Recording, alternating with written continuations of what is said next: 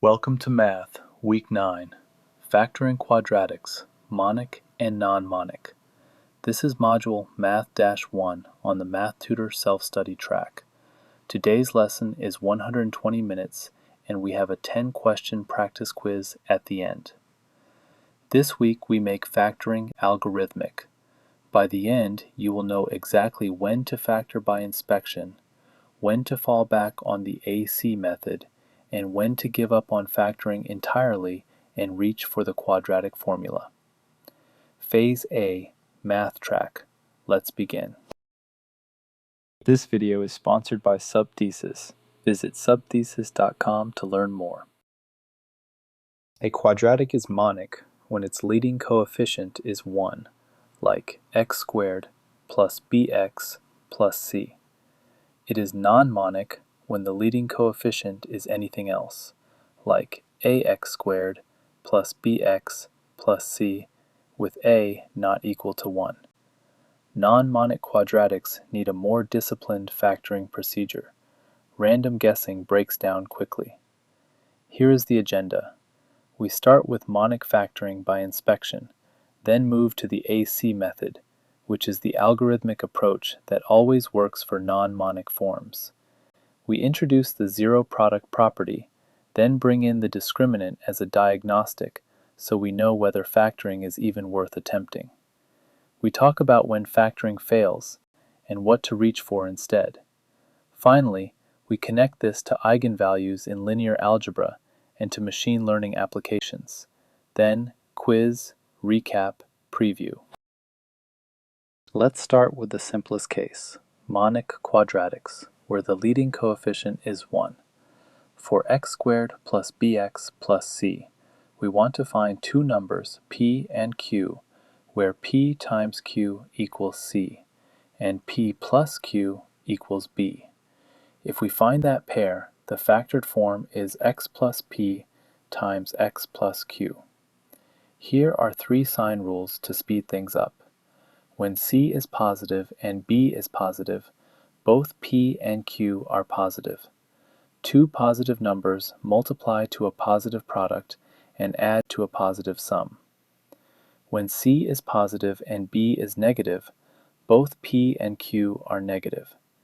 Two negatives multiply to a positive and their sum is negative.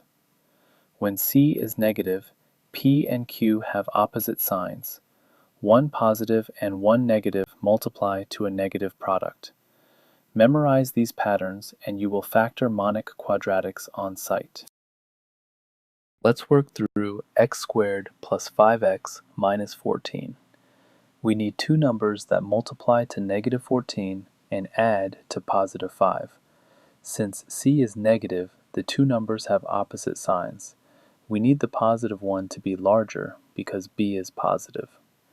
Step 1. List factor pairs of 14. That gives us 1 and 14, or 2 and 7. Step 2. Attach opposite signs and check sums. Negative 2 and positive 7 gives a sum of 5. That is our pair. Step 3. Write the factored form. X minus 2 times x plus 7. Step 4. Verify by expanding. X times x is x squared. X times 7 is 7x. Negative 2 times x is negative 2x. Negative 2 times 7 is negative 14. Combine to get x squared plus 5x minus 14. Check. Always verify until factoring becomes automatic. It catches sign errors before they carry into wrong roots. Now that we can factor, how do we actually solve the equation? The zero product property says, if a product of two factors equals 0, then at least one of the factors must equal 0. Using our example, x squared plus 5x minus 14 equals 0, factors as x minus 2 times x plus 7 equals 0. Set each factor equal to 0 and solve. X minus 2 equals 0 gives x equals 2. X plus 7 equals 0 gives x equals negative 7. The two solutions are x equals 2 and x equals -7. This property is the reason we factor in the first place. Factoring converts one hard equation into two easy ones. Every time you factor a quadratic and set it equal to 0, you are using the zero product property to split the problem in half. This is the algorithmic approach that always works, and you should use it whenever the leading coefficient is not 1. 5 steps. First, compute a times c. Second, find two integers whose product is a times c and whose sum is b. Third, use those two integers to split the middle term bx into two separate terms. Fourth, factor by grouping the four-term polynomial you now have. Fifth, factor out the common binomial. The reason this works is that splitting bx into two terms whose coefficients multiply to ac guarantees that the four-term polynomial groups cleanly. It is not magic. It is a consequence of how the original product distributes. If a non-monic quadratic factors over the integers, this procedure finds the factors. 2 failure modes. Step 2 is where students give up too early. Be systematic and list factor pairs of a times c, then check sums. Step 4 is where sign errors creep in. When grouping with a negative second pair, factor out a negative greatest common factor so the binomial in both groups matches. Let's factor 6x squared plus 11x minus 10. Step 1. Compute a times c. That is 6 times -10, which equals -60. Step 2. Find two integers that multiply to -60 and add to 11. Test systematically. 15 and -4 multiply to -60 and add to 11. That is our pair. Step 3. Split the middle term using those integers. 6x squared plus 15x minus 4x minus 10. Step 4. Factor by grouping. Group the first two terms and the last two terms. The first two give 3x times the quantity 2x plus 5. The last two give -2 times the quantity 2x plus 5. Both groups now share the binomial 2x plus 5, so factor it out. The result is the quantity 3x minus 2 times the quantity 2x plus 5. Step 5. Verify by expanding.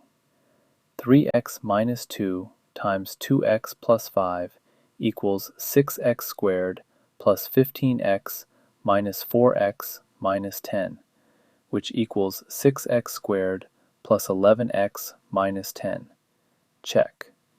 Always do this verification step until factoring becomes automatic. It catches sign errors before they propagate into a wrong root. Before you commit to factoring, compute the discriminant. Delta equals b squared minus 4ac. It is a one-line diagnostic that tells you what to expect. 3 cases. If delta is greater than 0, the quadratic has two distinct real roots and factors over the reals. If delta equals 0, the quadratic has one repeated real root and is a perfect square. If delta is less than 0, the roots are a complex conjugate pair, and the quadratic does not factor over the reals. You should stop trying.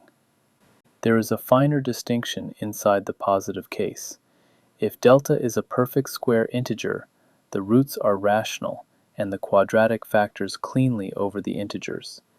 If delta is positive but not a perfect square, the roots are irrational, and you will need the quadratic formula to write them down exactly. For our example, delta equals 11 squared minus 4 times 6 times -10. That is 121 plus 240, which equals 361. And 361 is 19 squared. Positive and a perfect square, so two real rational roots. The AC method will find them. Let's compute the discriminant for 3x squared minus 6x plus 3 equals 0. Identify the coefficients.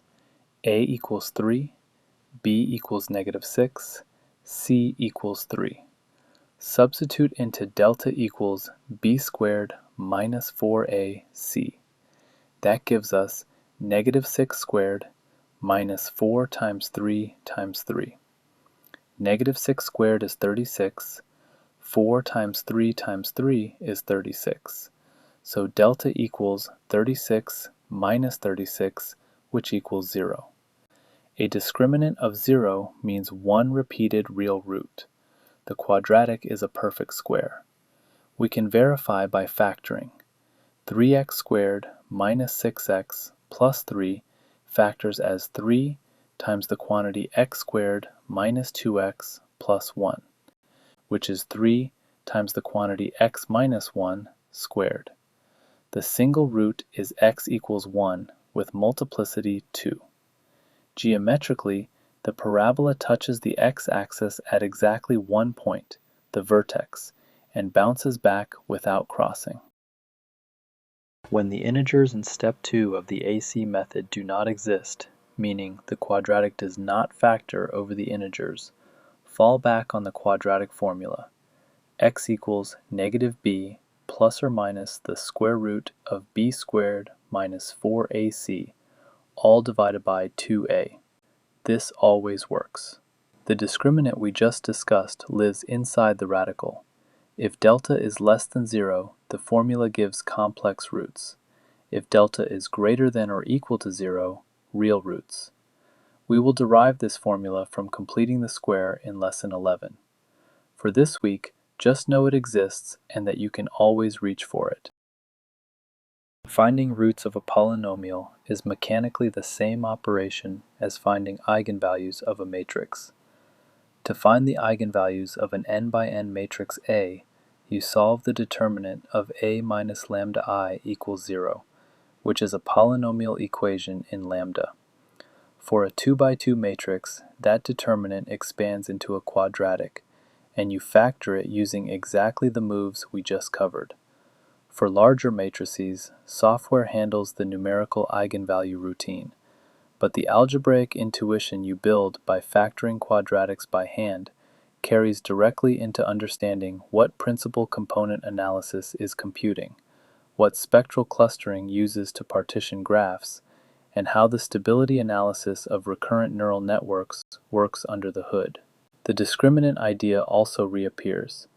A real symmetric matrix, like a covariance matrix, is guaranteed to have real eigenvalues, and the discriminant of its 2 by 2 characteristic polynomial is non-negative.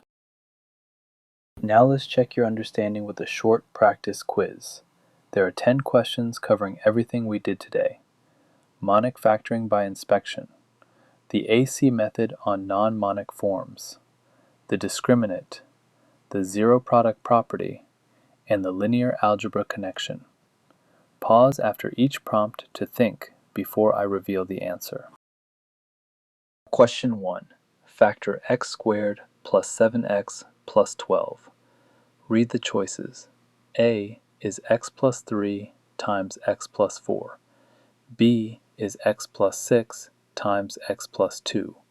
C is x plus 12 times x plus 1. D is x minus 3 times x minus 4. Pause and try it.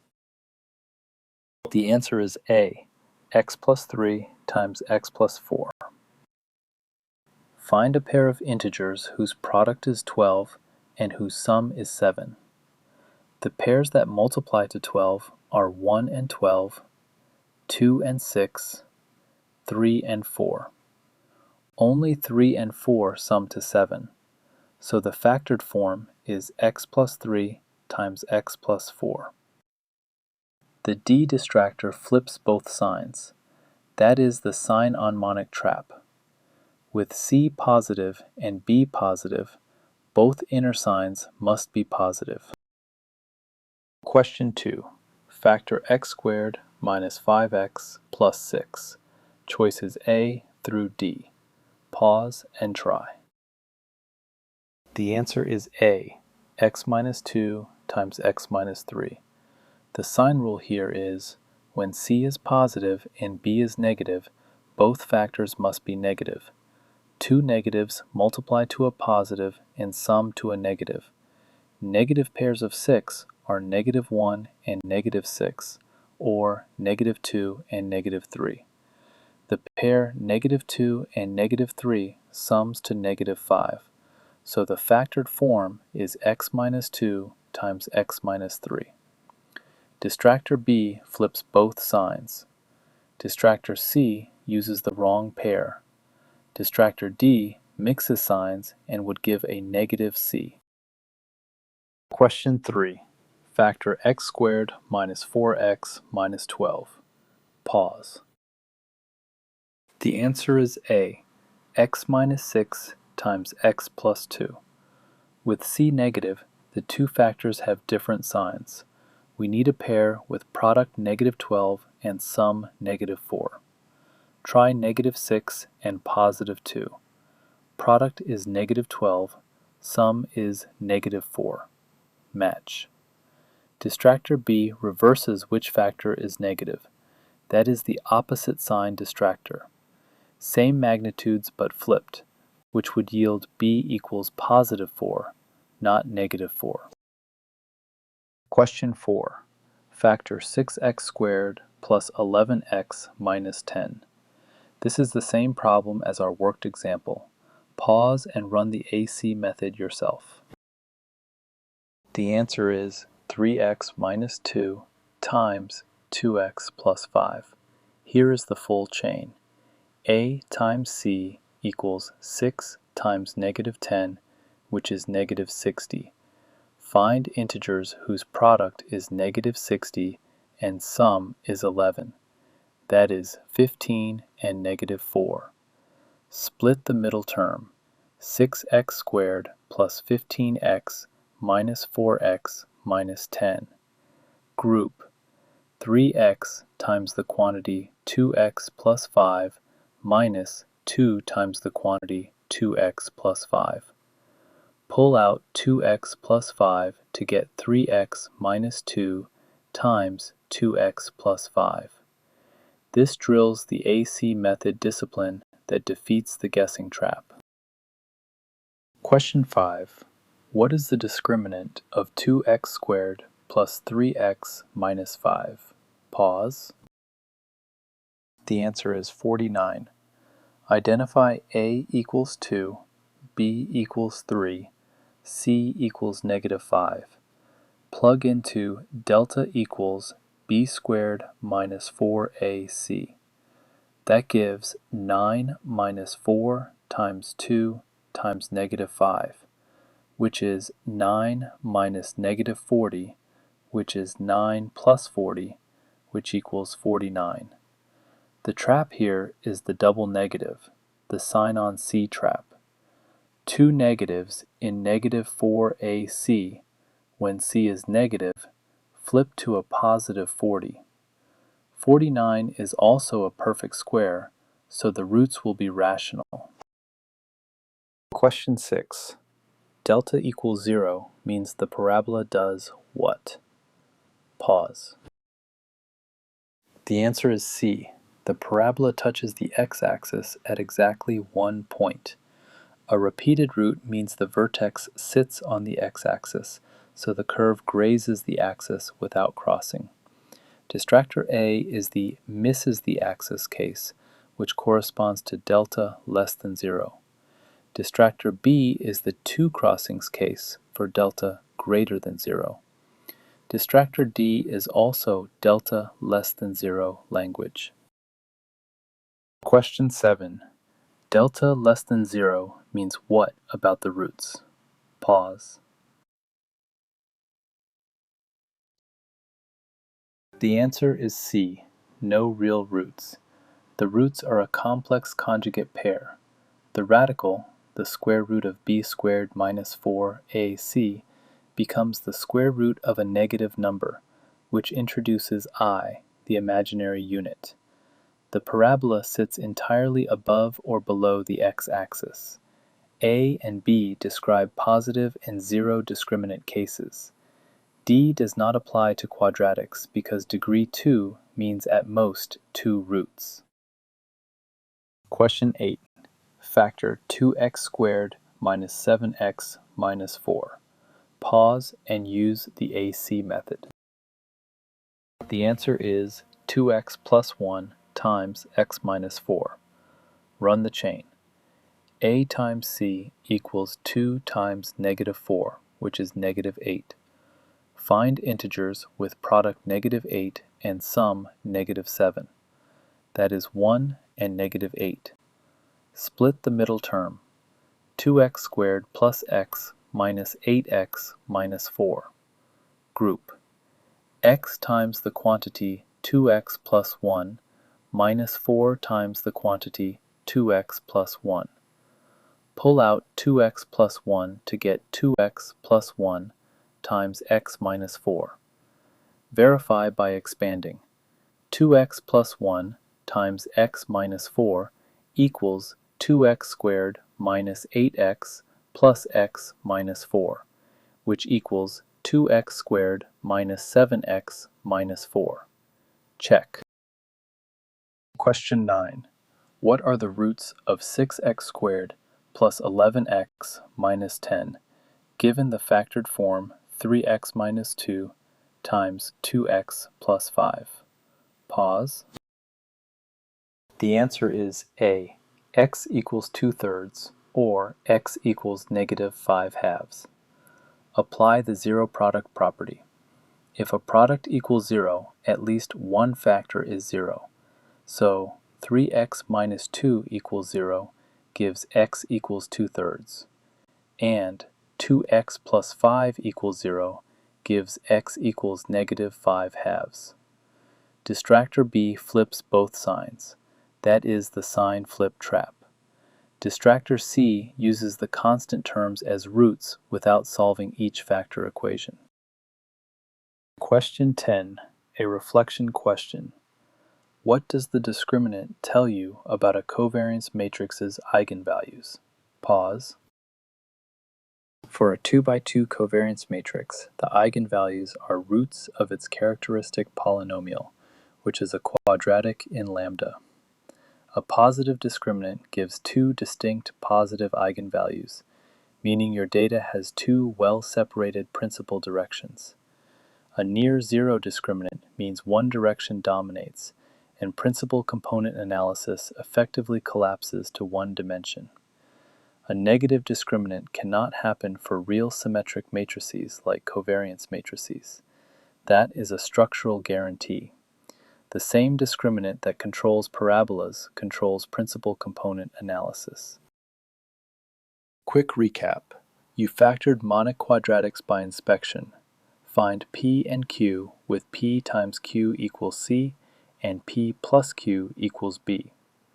You handled non-monic ones with the AC method, splitting the middle term and grouping. You used the discriminant delta equals B squared minus 4AC to predict whether a quadratic factors over the integers, the reals, or only the complex numbers. And you read roots off a factored form using the zero product property.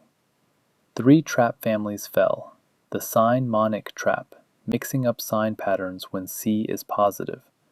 The guess and check trap, skipping the AC method on non-monic forms. The sign mon C trap, forgetting that two negatives in negative 4AC with negative C flip positive. Each outcome compounds. Roots equal zeros of factors, so factoring is the gateway to solving quadratics next week. The discriminant becomes a quick parabola classifier in Lesson 10. The AC method generalizes to factoring quartics in disguise. Coming up next. Next week pivots to quadratic functions as graphs. You will convert standard form to vertex form by completing the square. You will find the vertex algebraically using either the formula x equals negative b over 2a or completing the square. You will connect the parabola's geometry to mean squared error loss surfaces in linear regression. The leading coefficient sign tells you direction. Its magnitude tells you width. That wraps up this week's lesson. Thanks for watching. If this helped, please like and subscribe. It tells the algorithm to put this in front of more learners. See you next week. Sponsored by Subthesis, subthesis.com.